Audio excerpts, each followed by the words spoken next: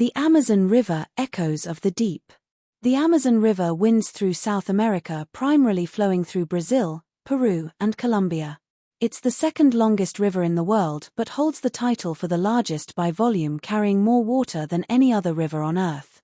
It originates in the Andes Mountains of Peru and travels thousands of kilometers before emptying into the Atlantic Ocean. The river and its vast rainforest are vital to global biodiversity, home to countless species. A group of divers had secretly learned about a fascinating fact about the Amazon River. They knew from some reliable sources that here was an ancient temple which was submerged in the river.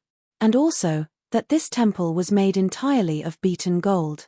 And to add to it, was said that this temple was laden with lots of precious stones like topaz, quartz, rubies, and diamonds. And they knew that if they could get a hold on to this treasure, they would become millionaires. But they also knew that great dangers lurked near the temple. Nevertheless, lest they took their chance. These divers were Britishers. So, one day they booked their flight tickets from London to Manaus in Brazil. And the next day they boarded their flight. After long hours of travel, they finally reached Manaus in Brazil. And when that was done, they were already on the banks of the Amazon River. There were 3 of them. The names were Henry, James, and John. They had also hired 2 guides. The names of the 2 guides were Kane and Dully. As soon as they reached the bank of the river, they were told to pitch their tents where they would stay till their objective was met. Soon the tents were pitched and they all rested. They had pitched 2 tents. One for the 3 of them and the other for the 2 guides. Henry said to the rest, "According to the information we got from our friends back in Britain, this is the exact location. I mean the waters just ahead of us where the ancient temple lies submerged. We all have our diving suits with us. So, let's wear them and go diving into the river and try to find this temple."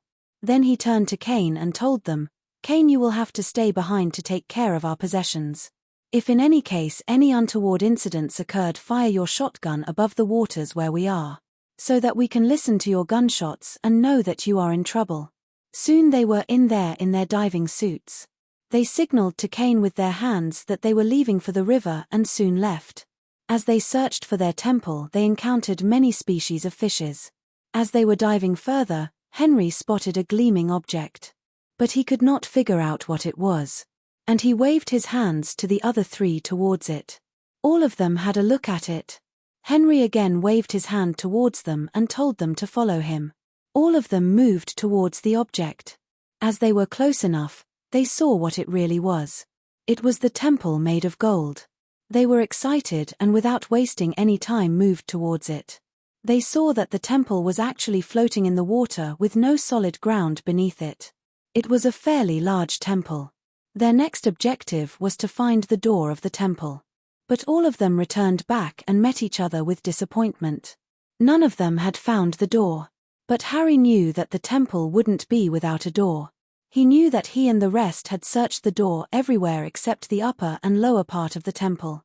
He called out to John, James, and Dully, which John, James, and Dully readily agreed to. As they were looking for the door, John casually looked at the left-end corner of the place. On the floor, to his absolute delight, he saw a magnificent door adorned with many types of precious stones. When they reached there, they too looked to the floor. They were spellbound. But then the next thought was how to open it. And there was no way to open it. Then another question arose: where were the keys? Then they had a closer look at the door. There were many carvings on it. This key also had a crown on its head. Then Dully spoke up, "I think I figured out what all this means. So according to me, it indicates that the key to the door lies somewhere to the west of the door." All of them started to explore the area. To the west of opened by the key. The door. The others saw it and were frightened. This was seen all the 4 men, and they were totally amazed. The 4 men thought what about it could mean. When they reached there, they saw that the brick was hollow from the inside. They were amused to find that the door was easily. Then the 4 men saw a staircase leading downwards. They hurriedly stepped downwards and entered a large room.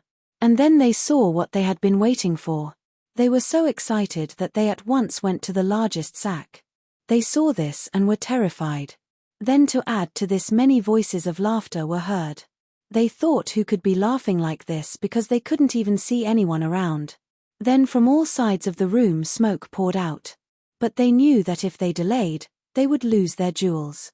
When they came out of the door closed by itself. When they reached the bank, Kane helped them carry the sack onto the shore. Early next morning they packed up their luggage and bid farewell to Kane and Dully. Soon they were at the airport. But before boarding their flight they made proper documentation from the Brazilian government formalizing ownership of the jewels. During their flight Henry asked James and John, "How was your trip to the Amazon River and the Golden Temple? Wasn't it an adventure to be remembered?" John replied, "It was a great adventure indeed. And also, we got paid for it."